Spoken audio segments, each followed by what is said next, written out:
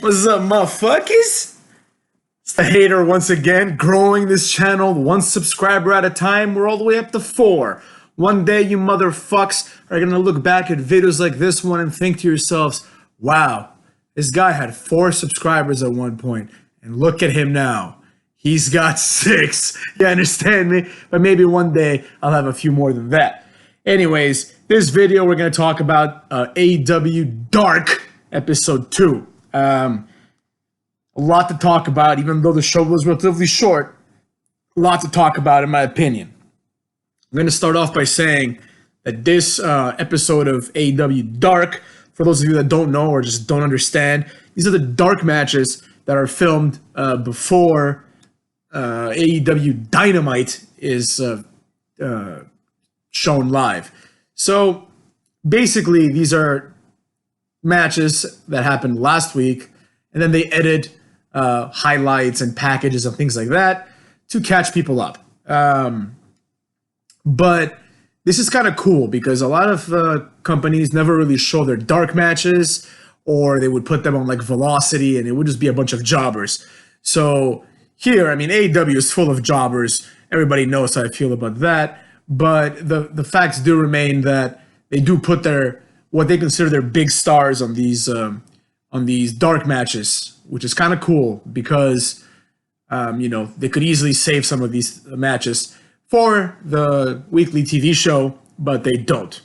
Hopefully, this allows people to be exposed a little bit, to get some exposure and kind of get some new fans. So the show starts off with Tony Schiavone, kind of just talking about what we're going to see, right? The first match is the Librarian, Peter Avalon, who for some reason reminds me of Aiden English, not in a good way, versus Kip Sabian, who, you could just take this guy and switch him up with Sammy Guevara and no one would notice. And Sonny Kiss, who is gay. If you like Sonny Kiss, you're probably gay. Now, that being said, I will say this. Sonny Kiss wrestles in character, right? Now, it's very possible that the person that plays Sonny Kiss is like that in real life. That's neither here nor there. But the wrestler Sonny Kiss wrestles consistently with what he is, right? He's this flamboyant homosexual, and he wrestles like a flamboyant homosexual. Now, normally this would be foolish because a lot of his moves are just goofy, right? But they're consistent with what he is, and that's something that I respect. So, Sonny Kiss, not going to say I'm a fan yet, but I liked what Sonny Kiss did because Sonny Kiss did moves that a gay wrestler, a stereotype, would do. Now, that's a whole different discussion, stereotypes in wrestling, but that's what wrestling fundamentally is. It's stereotypes, right? Eddie Guerrero played like 3 different Latino stereotypes. JBL, one of his antagonists, played a stereotype as well, and that's something that was one of the greatest feuds ever, in my opinion. So this match, this Kip Sabian guy, I don't see this guy going anywhere. He needs a gimmick immediately, otherwise he will get lost in the shuffle. Like Sammy Guevara, at least, even though he sucks and he has no gimmick, he's been put in the inner circle, which will give him some exposure and will at least have him associated with the likes of Jericho, and his gimmick can just be he's part of that stable. Whereas Kip Sabian, thus far, no gimmick. And with that comes the fact that this match was and therefore felt completely meaningless. It didn't matter who wins or loses this match. No one got anything out of it. If anything, I would have had Sonny Kiss go over because Sonny Kiss at least has a gimmick. But anyways, they decided to have Kip Sabian go over. He wins with a psycho driver and defeats the other 2 competitors. Now, Peter Avalon, this guy, you could say he has a gimmick because he puts his finger to his lips and goes shh because he's a librarian and wants you to be quiet. But this guy just looks sick. I think that's why he reminds me of Aiden English, because this guy just looks ill. You know what I mean? He just looks like he's going to fall apart any minute. This guy is just a loser, man. He's a cuck. But so I'm glad that he lost. I hope this guy just never does anything more than just be a jobber. Kip Sabian won. It was all right. The match, they didn't botch. There were a few, it was a little spotty, a little spot festy, if you will. But that's to be expected. The wrestler like Sonny Kiss, who does a lot of moves that involve him doing the splits. All right, it is what it is, I guess, right? This is what you sign up for when you watch AEW, you know? That's just what you get. You're gonna get some of like that gay fan service, because I know a lot of the viewers are probably like confused neckbeards, the kind of people that like look at Finn Balor and they like become gay or something. It's fucking weird, but whatever. So that was relatively entertaining. The next match was an 8-man tag between the Hybrid 2, which is Angelico and Jack Evans, teaming up with the Dark Order. I'm going to talk about each one of these guys individually, versus SCU and the very underrated Shima. Now, they all came out as a foursome. The Dark Order had their little creep people or whatever the fuck, the people that make human furniture. I dig it. That's a nice shtick, you know.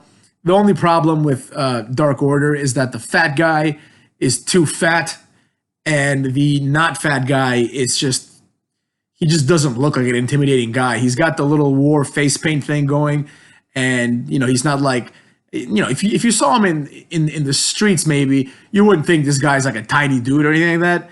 But he also looks a little sick. These guys, a lot of these guys need to get a tan, you know, and hit the gym a little bit more.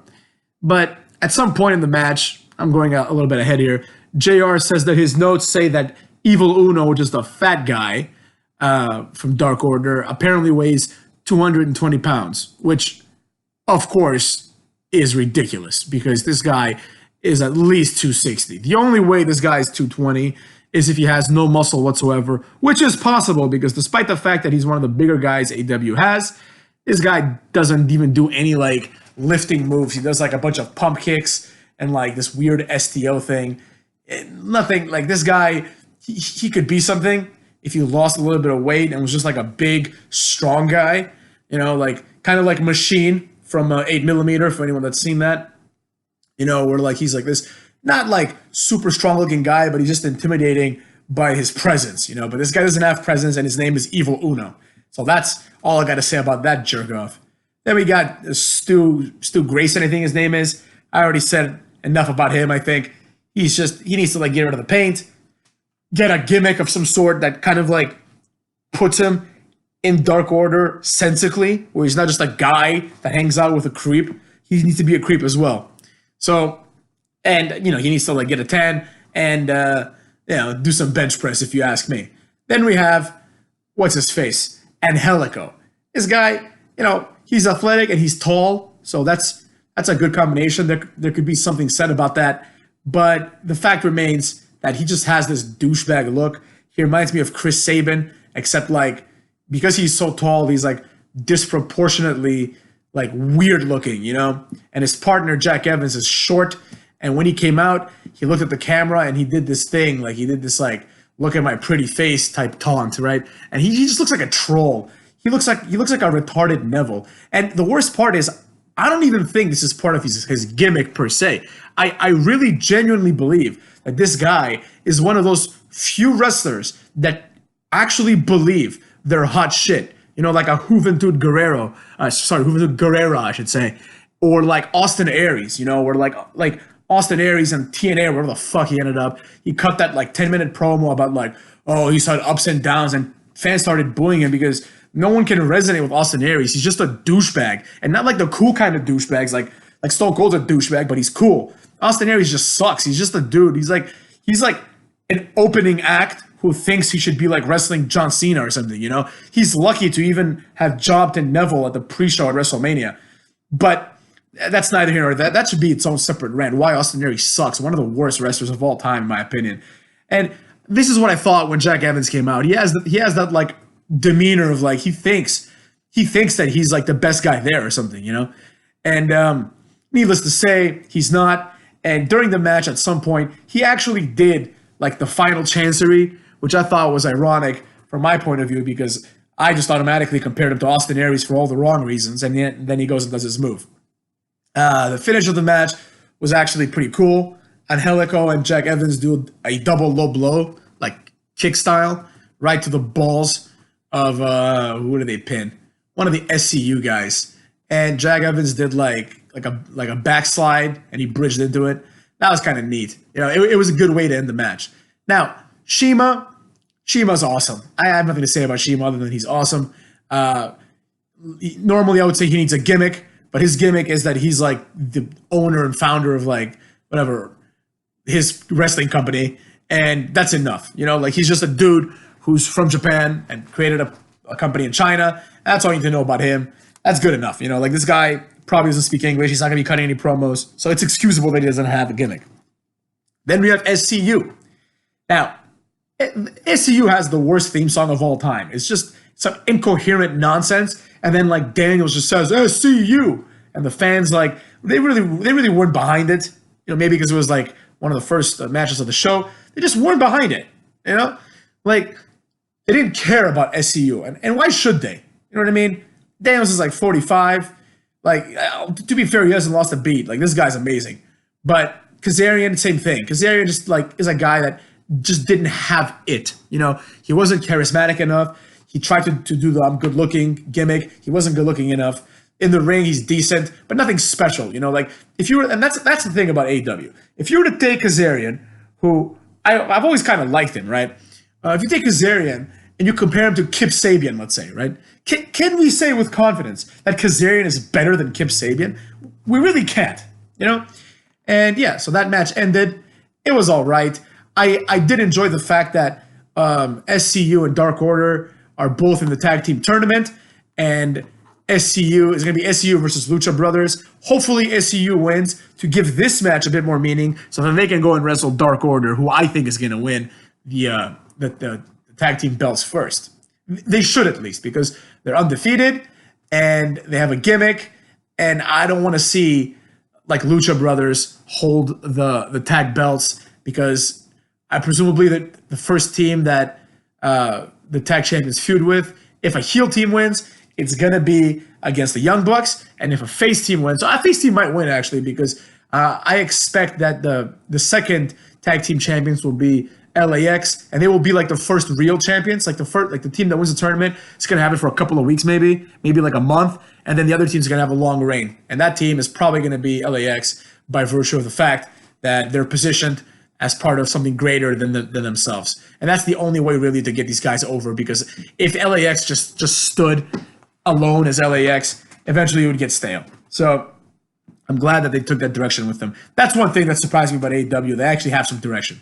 So next, we had like a promo package from Cody. I completely skipped this. I didn't have the nerve to watch this. I'm pretty sure he probably said, oh, like I was held back in WWE, and like this is my opportunity to show the world what I can do. He cut the stereotypical I was held back by WWE promo, I'm sure. And I'm sure he mentioned Dusty Rhodes about 15 times, because let's be real, Cody Rhodes has no personality. He has no gimmick. If it weren't for Dusty, he would have like, I don't know, he would be like on the same level as like a Ty Dillinger, let's be real. So I skipped that completely.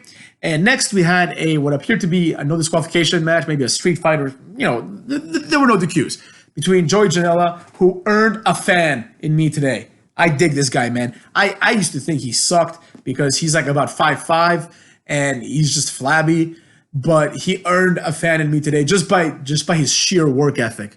It was him versus Kenny Omega. Now, Kenny Omega, the last part of this review / rant will be about him, so we'll just save the best part for last, fuckers. But this match was pretty awesome. I'm not gonna lie. Like, especially for a dark match, this was probably the best match that AEW has had ever. I mean, I don't just mean on TV, but probably better than every match they've ever had. I personally enjoyed Jericho winning the title, and a lot of people seem to have liked the overrated Cody versus Goldust match, but this match was awesome, considering what it was, and pretty damn good, period, right?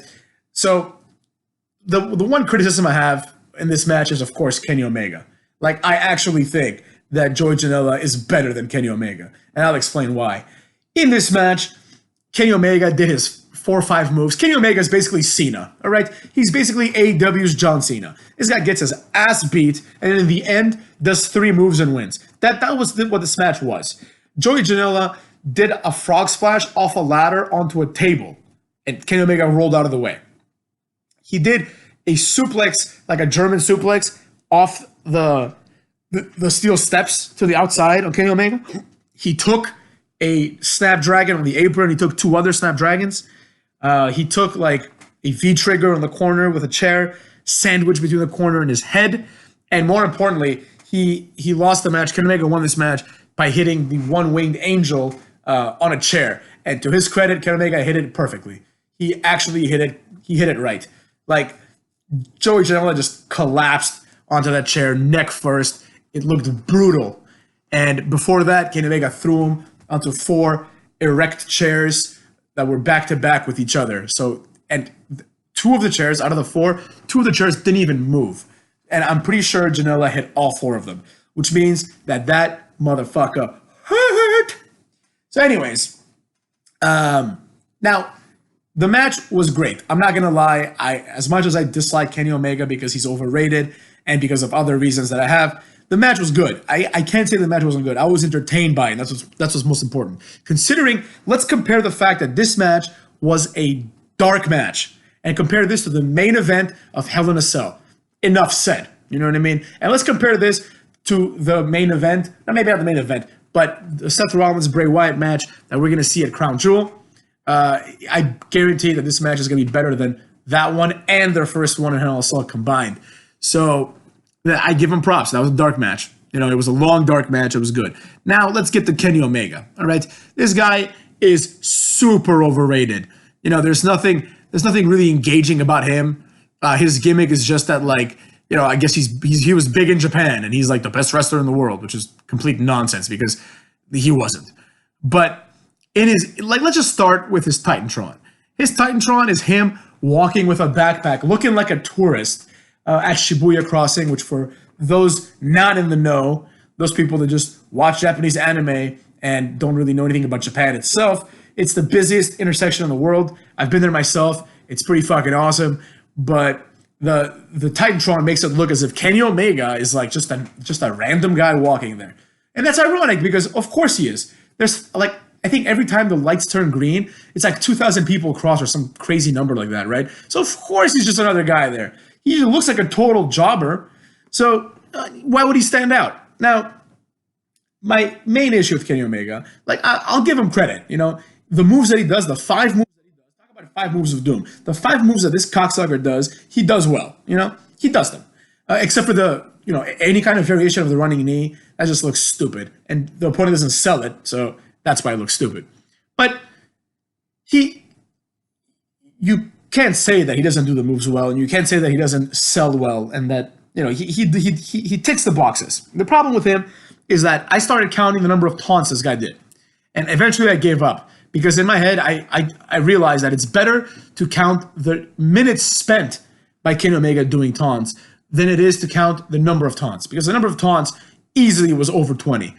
After every move, this motherfucker just does a taunt, right? He either like points at the sky, points at the opponent, points at the crowd, or he just kind of like looks at the crowd for approval. That's the problem with Kenny Omega. I hate to say it, he fundamentally doesn't understand wrestling.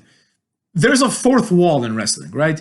And that 4th wall should be breached very, very rarely. It should be breached in promos, right? And it should be breached by faces when they do a comeback, right? And they can go, you know, look at the crowd and kind of hulk up. Kind of like Hulk Hogan would do the little ear thing, the ear taunt, and then, you know, like he'd want the fans to like help him hulk up, right? Kenny Omega, and that's something that he did once a match. Kenny Omega does this after every move. So I don't like that at all, right? It makes it look unrealistic. Joey Janela is just tearing him apart left and right. And as soon as Kenny Omega gets the upper hand, he does a taunt, right? What logic is there in that, right? I get it. Wrestling's fake. And I get it. He's friends with the Young Cucks. And that's their whole shtick. Their whole shtick is they know wrestling is fake. They're in on the joke. And, you know, they'll act like goofballs, right? Now, there's a time and place for that. You know, when Kenny Omega was wrestling in front of like 15 people in Japan against some like 8-year-old girl or whatever, that was the time for that. You know, the girl gets the upper hand on you, make a stupid face and look at the crowd. A street fight, a match like that is not the place for that. Now, if Kenny Omega didn't do that, if he didn't do these taunts, which are an easy fix, just don't do them, dog. This would have been a near perfect match. You know, everything seemed to go according to plan. No one seemed to get hurt.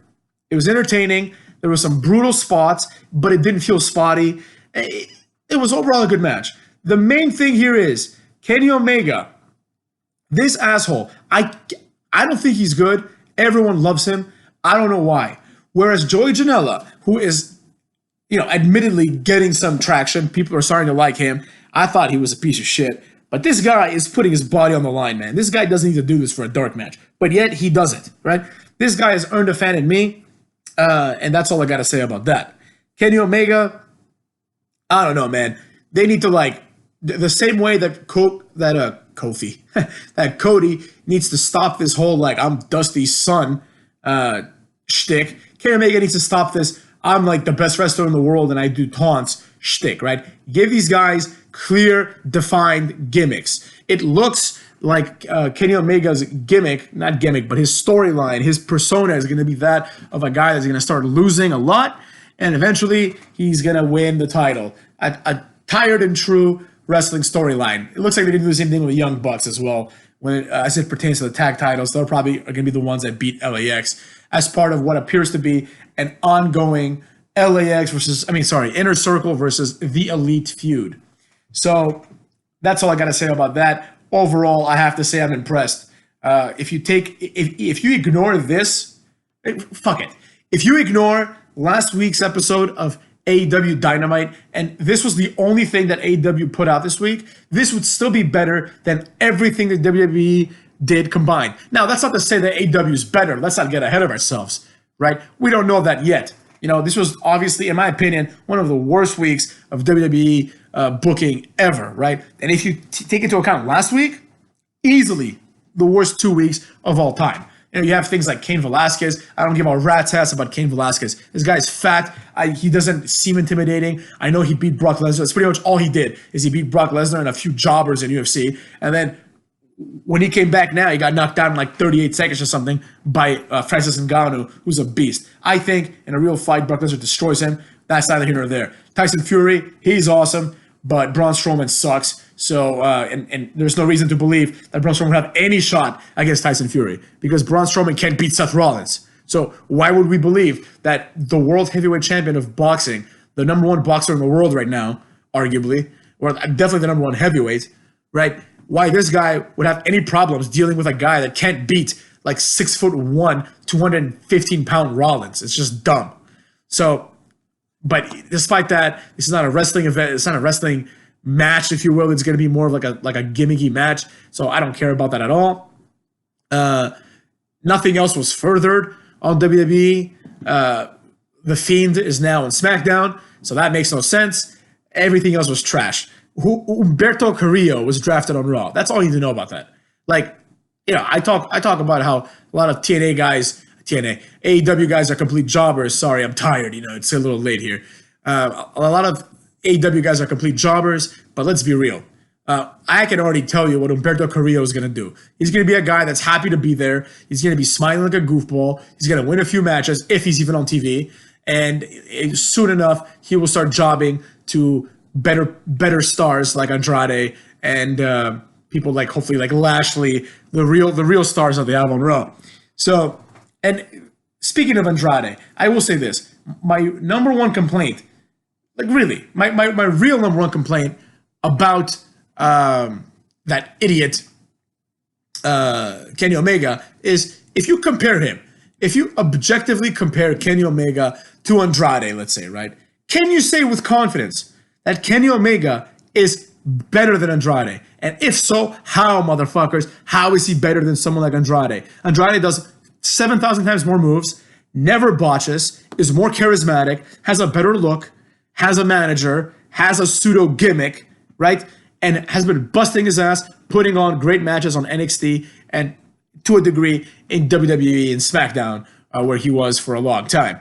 So And more importantly, he came back from obscurity. This guy was relegated to a jobber in NXT, and he was able to work his way up the card. Now, I know wrestling's fake, but there is a meritocracy. I believe that there is a meritocracy. If you're good, if you're over, or you have the potential to be over, and I don't mean over like you look at the crowd and you make a 10 sign with your hand and you go 10. I mean over organically, where people are like, wow, man, this guy's tight. Like, I want to see him wrestle more, like Andrade was. Then you will get your just desserts. On the other hand, if you're like Ricochet and people don't really give a rat's ass about you, you will fade into obscurity. Ricochet is on his way to having an Apollo Crews level career. So, in my opinion, Apollo Crews is better than Ricochet, but that's neither here nor there either. So there you go. That's my number one gripe with Kenny Omega. He's overrated, motherfuckers. He's overrated. Why am I to believe that Kenny Omega, who does 5 moves, George Janelle carries him through the match, basically. Why am I to believe that this guy is better than, let's say, Andrade or someone like Andrade, like even like a Samoa Joe or like a Cesaro? Is he anywhere close to Cesaro? Absolutely not. It's not even close. Cesaro's like way better than fucking Kenny Omega, and he's a jobber. So anyways, motherfuckers, you can go and fuck yourselves. And if you like this video, which I'm sure all of you did, all 10 or 15 of you, because that's how many views I'm getting, except for that one video that has like 400 views. So maybe that was an AEW video. Maybe this is a video that changes it all for me. Sooner rather than later, I'm going to start racking up them subscribers, boy, and you will know my name. You will forget about those idiots. You'll forget about those jobbers like the Brad Rules, who I actually like. He's a good cat. I like him. And those other nerds that are doing these videos with like 10% of the charisma and presence that I have. You know what I mean? And 10% of the good looks, might I add. But that's neither here nor there. I can't show my face yet, I got a job. I have goals. You understand me? People can't see me speaking like this. For now, at least, motherfuckers. You never know when I'll pull off my mask, when I'll pull a Sin Cara on your asses and show up as Unico up in this bitch. Anyways, thanks for watching. Subscribe, like, and if you want, share. Because I'm gonna go and plug this bitch on other people's videos, because that's how I fucking do it. Invasive marketing, bitch. Deal with it. Now go fuck.